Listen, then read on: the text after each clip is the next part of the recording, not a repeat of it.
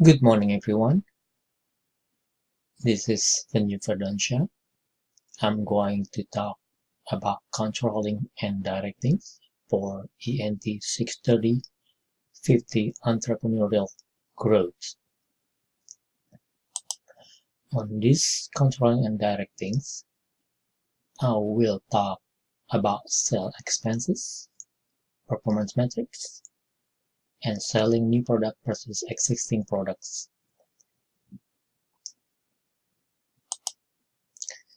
Definition of sales expenses. Sales expenses, sometimes it's called, most of the time they call it selling expenses, are the costs related with delivering, promoting, marketing, and selling a product or service to customer.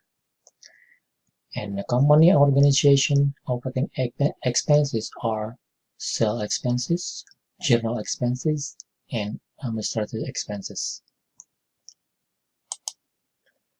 So what sales expenses means? The sales expenses means the sales expenses are stated and categorized as indirect costs on income statement under operating expenses before the general and administrative expenses. And most creditors and investors are interested and concerned the costs that associate to produce income or profits. This is sales expenses including like salesperson salaries, sales and staff salaries and wages, commission, payroll taxes, benefits, travel and entertainment, facility rent and showroom rent, depreciations, advertising, promotional materials, utilities, shipping, and insurance costs. Most of them are example of the sales expenses. This one is including in sales expenses. So sales expenses, according to Investodio.com, selling expenses can be categorized into direct and indirect costs related with the selling of products. Direct expenses are happen when the product is sold and includes shipping and supplies, delivery charge, and sales commission. Indirect expenses are the costs that happen during the manufacturing process and after the product is completed. And this is the example of the income statement, the one I have from Bank Development of Canada. This is indirect costs, fixed and semi-variable, like operating expenses, SG&A, selling, general and administrative. This is, you can see, selling expenses, like distribution expenses, selling expenses, and marketing expenses.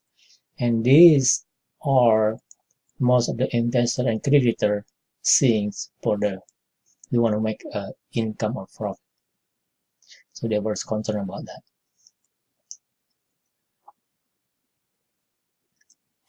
Now we are going to talk about performance metrics. So performance metrics is a measurement performance that used to monitor and evaluate the condition of each business process, such as to evaluate employees do their job in each department or to evaluate company goals and objectives. Performance metric is very important because you can see the measurement. So what is the company or employee has any improvement or selling product or not. So, or either company has make profit or lose money. So that's one performance metric is we need it for the business.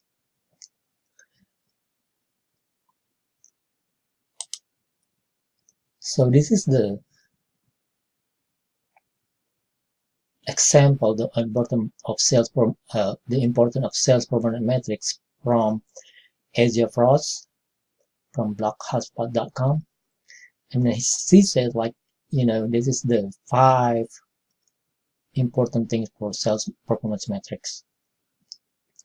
First, percentage of sales team hitting quota. this quota attainment, or the percentage of salespeople meeting and exceeding quota. So it tells you whether your quota are too high or low. So your quota are likely unrealistic if less than 60%. So it's possible you need to hire better salespersons, or like let the salesperson go.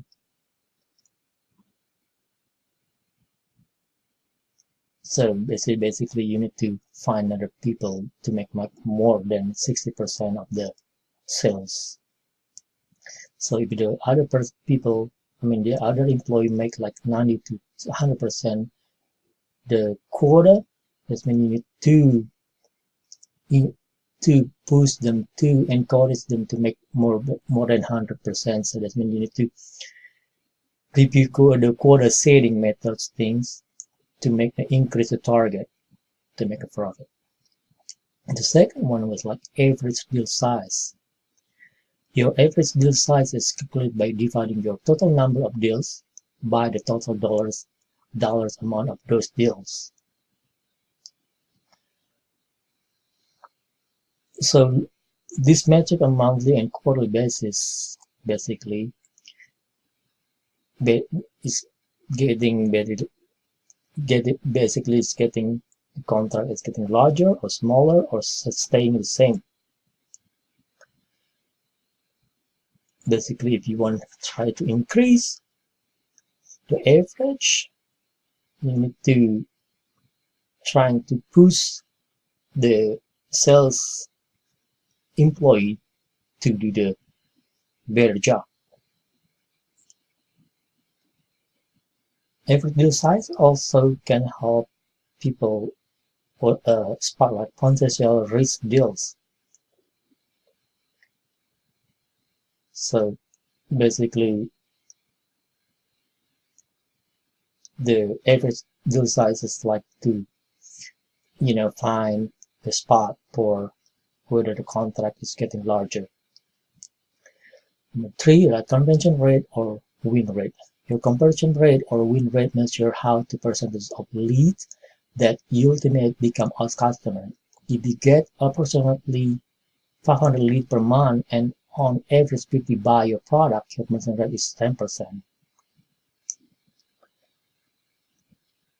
Let's say the metric calculate how many leads you need to make your revenue target. For example, you want to think what is like $800,000 and your average deal is like $1,000. Your sales people need to close about 800 deals. If 10% your lead become customer, you need to 8,000 leads per month. So, and the 4, revenue. At the end of the day, revenue is your most important KPI, but while gross income might seem like a relatively simple metric, it's simple how much money you receive during a specific window of time, including discount and written merchandise product that is some wanted. Sales funnel leak. Measured sales funnel leak tells you where prospects drop out of your funnel and repurchase rate. That is all that I got quote from the Asia Fraud from the blackhotspot.com. So we are talking about selling new product versus existing product. You got 2-factor business opportunity in product development. Like first, to improve an existing product, or to create completely new product. To improve existing product, it might be less resource intense to improve existing product. You already have customer base and brand and position, and the market's familiar with you and your offering. The second one, it might get you more business growth, but introducing a new product, bringing a new customer in the fold may pay you dividend down the line, cross-selling product plus service. Which one is better for the business? According to ClassResearch.com, on the build new improvement existing product, the correct answer is probably both of them. So at least you are trying to increase sales from the existing product and to create new products.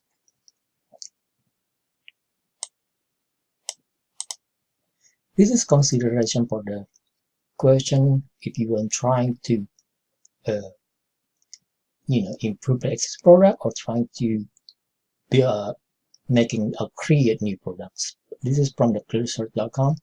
They are quoted like the question of like are the opportunity to improve your existing product. If your product has claimed and weakness, those opportunities are shifting right in front of you. Where are you in the life cycle of existing product? If you are close to retiring product, you might not want to invest heavily in development improvement because you're not going to see the payback. This means that there's no point to trying to invest the deep improvement and then you are nearly retired.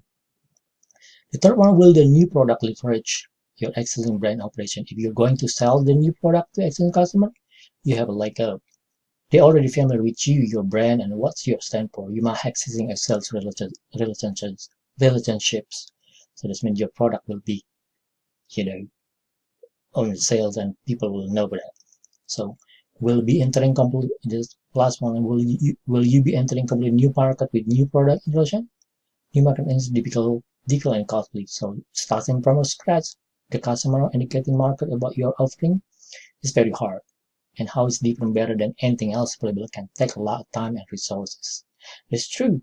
I mean, there's a lot of money to invest if you create new product and then you have to market, you have to like trial and error, everything. So this is all from clearresearch.com.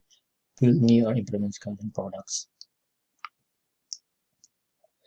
So this is the talk about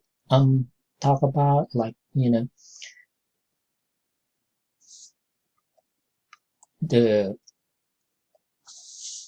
controlling and directing. So well, thank you everyone. I hope you enjoy and have a great weekend. Thank you. Have a nice day.